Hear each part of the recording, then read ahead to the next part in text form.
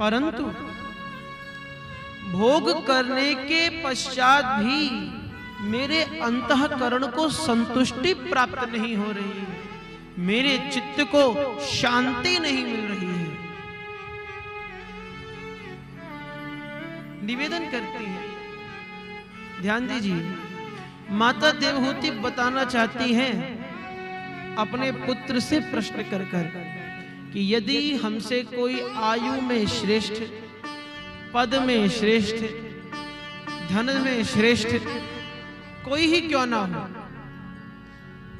जो आयु में बड़ा है, धन से बड़ा है, विद्या से बड़ा है, उससे तो हर कोई ज्ञान लेता है, परंतु जिसकी आयु हमसे कम हो, जिसका ज्ञान हमसे कम हो, जिसकी धन संपत्ति हमसे कम हो, हमसे हर प्रकार से न्यून कम होने के पश्चात भी यदि वो किसी विषय में अथवा कोई बात ऐसी कह रहा है जो हमारे लिए उपयोगी है, अथवा उस बात से, उस ज्ञान से हम अनभिज्ञ हैं,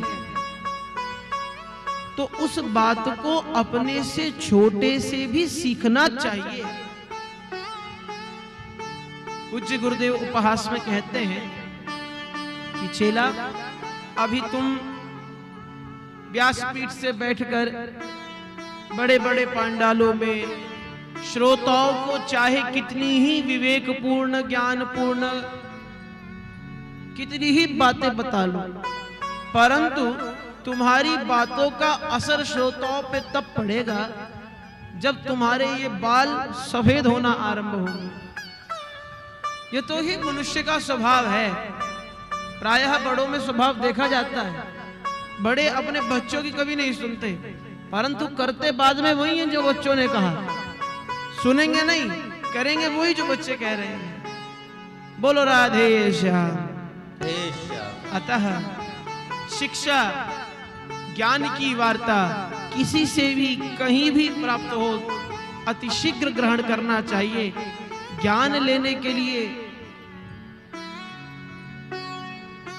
ईगो की आवश्यकता नहीं है। जिसके अंदर अहंकार है, जिसके अंदर आत्म अभिमान है, स्वाभिमान प्रत्येक व्यक्ति के भीतर होना चाहिए, परंतु अभिमान किसी के मध्य नहीं होना चाहिए।